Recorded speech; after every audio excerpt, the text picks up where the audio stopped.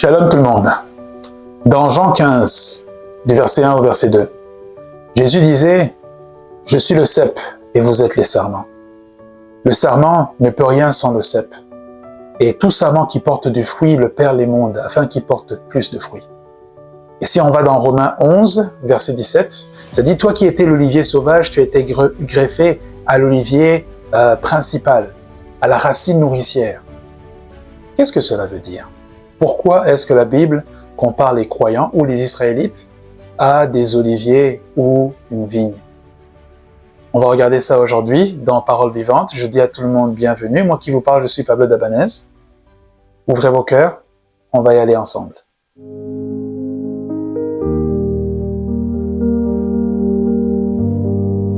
L'onction, c'est tout simplement pour montrer la présence de Dieu dans ta vie. Vous savez, il est très long, il est très long, mais surtout, vous allez lire la fin, parce que la fin, elle dépasse toute chose que vous pouvez comprendre.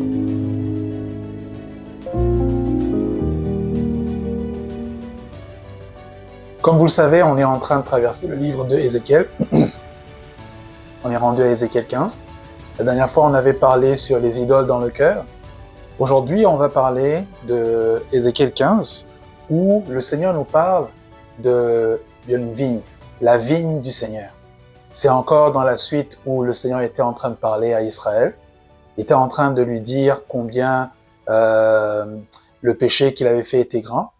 Et dans la même foulée, il compare Israël à une vigne. Donc, on va lire sans tarder. Alors, ça dit ça. Donc, chapitre 15, verset 2. « Fils de l'homme, le bois de la vigne, qu'a-t-il de plus que tout autre bois? Le sarment qui est parmi les arbres de la forêt. Prend-on de ce bois pour fabriquer un ouvrage? En tire-t-on une cheville pour y suspendre un objet quelconque? Voici on le met au feu pour le consumer. Le feu en consume les deux bouts, et le milieu brûle. Sera-t-il bon à quelque chose? Voici lorsqu'il était entier, on n'en faisait aucun ouvrage. Combien moins lorsque le feu l'a consumé, et qu'il est brûlé? Et pourra-t-on faire quelques ouvrages? Alors, regardez une chose. Si vous pouvez continuer de lire jusqu'à la fin. Mais bref, le Seigneur est en train de comparer Israël avec, plutôt Juda, avec une vigne. Alors, qu'est-ce qu'il dit? C'est quoi? C'est, est-ce que le bois de la vigne sert-il à quelque chose d'autre, à part ce qu'il a été créé pour? On a l'impression que c'est un langage un peu exagéré, un peu sévère, un peu comme quand Jésus dit vous êtes le sel de la terre, mais si le sel perd de sa saveur, alors il ne sert plus à rien. Il faut juste le jeter dans la rue pour qu'il soit foulé par les hommes. Et là, on a l'impression que c'est un langage qui est exagéré, parce que scientifiquement parlant, le sel ne peut pas perdre de sa saveur. Alors, est-ce qu'on peut dire que c'est pas vrai, que c'est exagéré, c'est juste le cœur de Dieu qui est blessé et qu'il s'exprime comme ça? Non. En fait, il a raison. Il a raison en ce sens que une vigne, selon Google, selon les recherches que j'ai faites, le bois de la vigne, c'est un bois qui est tendre, doux, flexible. C'est un bois qui commence étant tendre et qui s'endurcit avec le temps. C'est un bois également qui est constitué de beaucoup de bois morts à l'intérieur et une fine couche de bois à l'extérieur. Donc, autrement dit, il y a beaucoup de bois morts qui sont à l'intérieur. Mais quand une vigne est bien entretenue, quand tout est beau sur une vigne, la vigne, elle est en santé, elle produit des fleurs, elle produit des fruits, elle produit plein de choses, des raisins. Aujourd'hui, dans beaucoup de pays dans le monde, il y a même des pays qui ont fait de du vin un commerce international. Donc, les vignobles, c'est devenu quelque chose qui est précieux. Et vous voyez, ça a commencé avec le Seigneur. Dans Ésaïe 5, du verset 1 à 7, vous pouvez le lire, vous allez voir que Ésaïe raconte l'histoire d'un vigneron qui a cultivé une vigne et qui s'attendait de voir des fruits.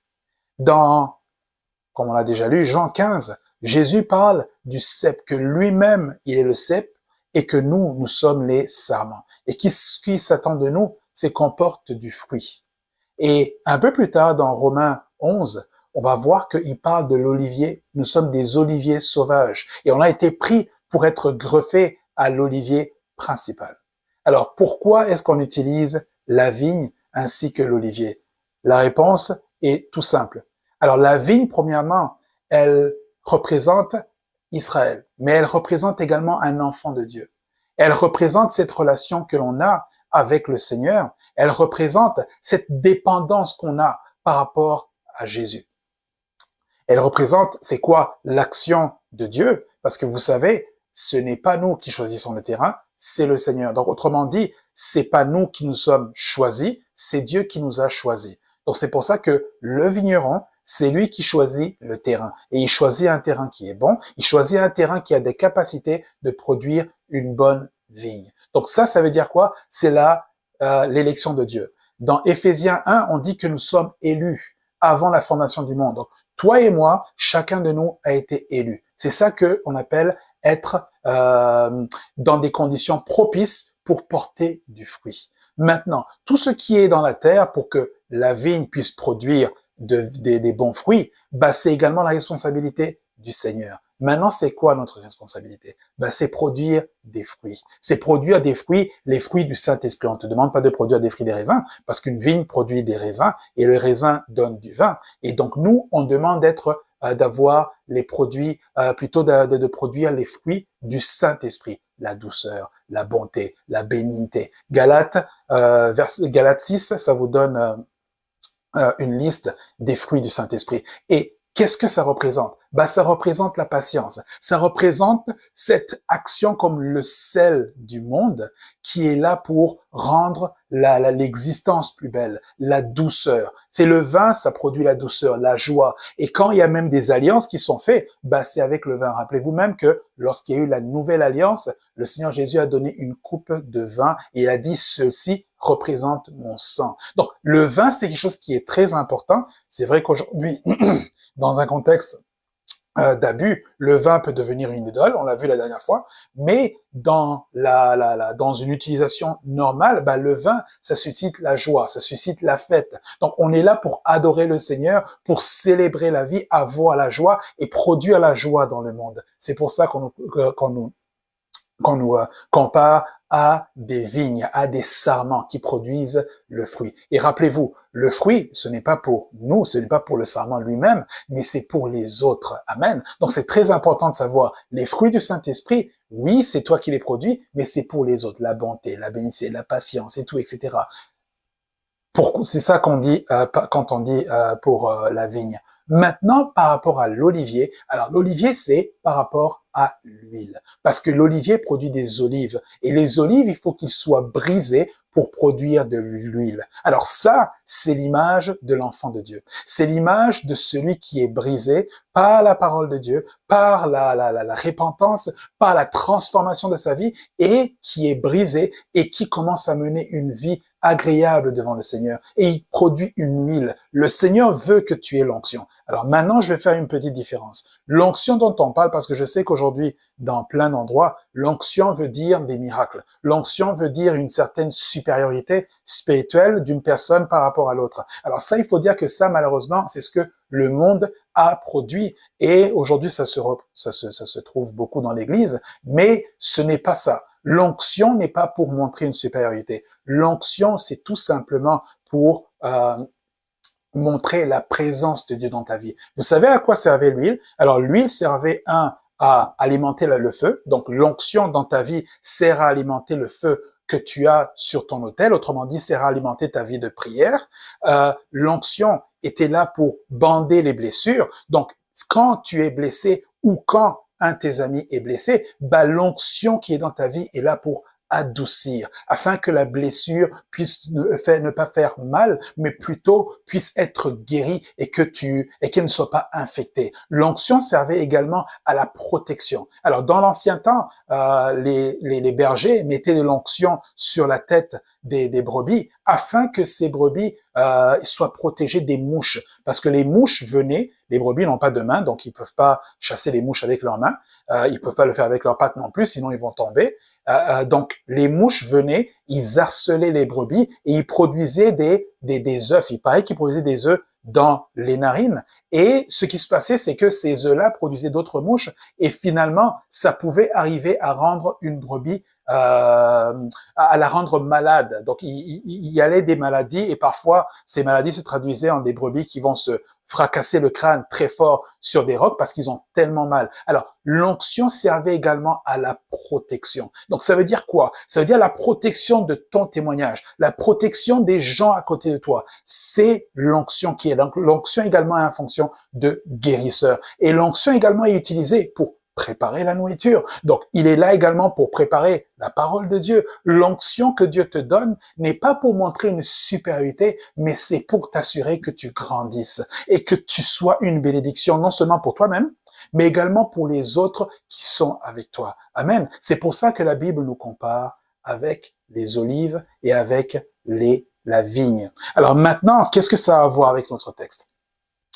Israël, plutôt Juda, s'était détourné du Seigneur. Alors maintenant, ce qui se passe, c'est quoi? C'est que leur vigne était devenue une vigne sauvage, abandonnée. Comme vous pouvez le voir aux images, il y a une différence entre une vigne qui est saine et une vigne qui est sauvage. Alors, une vigne, quand elle a été abandonnée, quand elle n'est plus maintenue parfaitement, elle finit par être plutôt dangereuse. Rappelez-vous de ce que je vous ai dit.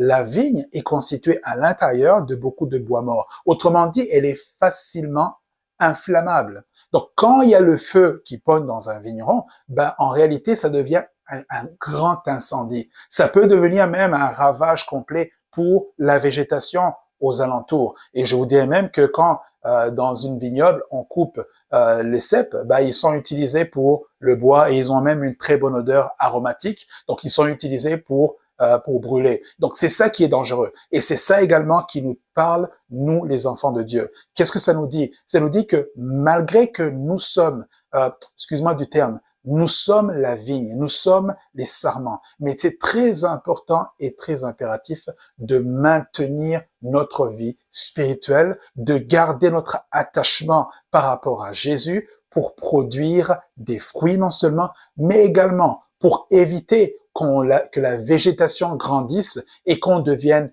tout simplement un danger plutôt pour les autres. Parce que comme vous pouvez le voir dans les images, quand il y a plein de végétation et qu'il y a une petite flamme, c'est le ravage complet. Et c'était ça que le Seigneur disait. Il disait, regardez, vous êtes une vigne, mais regardez, qu'est-ce qui va se passer quand on va y mettre le feu? Il va y avoir l'incendie, les deux bouts vont brûler et le milieu ensemble. Donc, ça veut dire qu'il va y avoir des ravages. Et là, le Seigneur disait, regardez, vous vous êtes détournés. Okay? Rappelez-vous que Ézéchiel plutôt leur parlait pour les exhorter à la repentance. Il disait, regardez, vous pensez que vous êtes solide, mais en réalité, vous êtes comme une vigne. Une vigne, quand elle est bien entretenue, c'est une barrière naturelle. Elle a beaucoup d'eau dans son cep et elle peut protéger de plein d'incendies, elle peut protéger de plein de choses. Elle peut être une protection pour la végétation aux alentours. Mais par contre, quand elle est mal entretenue, elle devient plutôt un danger. Et c'est ça qui s'est passé avec Israël.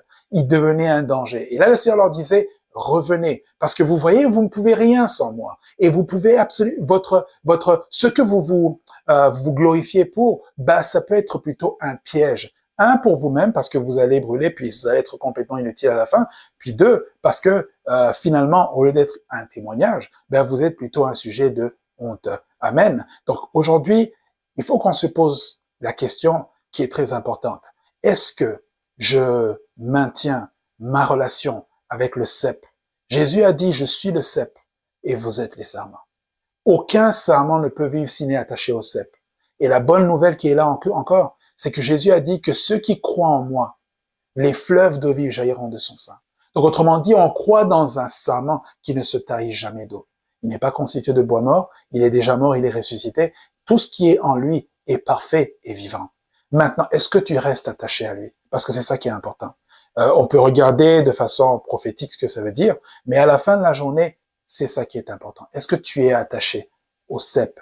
Est-ce que tu te laisses émonder? Émonder, c'est l'action que le vigneron prend et qui coupe des branches qui ne sont pas nécessaires, des branches qui ne servent qu'à alourdir et qui empêchent que le fruit soit produit en abondance. Est-ce que tu te laisses émonder par le Seigneur ou tu résistes? Émonder dans quel sens? Est-ce que s'il te demande quelque chose qui n'est pas bien, est-ce que tu te répands ou tu résistes? S'il te dit les réseaux sociaux ne sont pas bons pour toi, il faut que tu te répentes, est-ce que tu te répentes ou tu vas dans l'autre côté, tu commences à regarder malgré que tu sais que c'est pas bien? Est-ce que tu te laisses transformer par le Saint-Esprit ou tu te dis que tu vas t'arranger? Très important, frères et sœurs, de répondre à cette question parce que c'est là que se situe la force d'une vigne. La force d'une vigne se situe dans le cep. Et quand dans le cep, il y a la vie, parce qu'il y a déjà la vie, alors les sarments poussent. Et encore une fois, on est comme des oliviers qui grandissent et qui produisent de l'huile. Et l'huile est là pour alimenter le feu, l'huile est là pour cuire les aliments, autrement dit, pour nous aider à comprendre, pour nous donner le réma dans la parole de Dieu, qui ne soit pas juste un logos, mais qui soit un réma, une révélation pour toi particulièrement.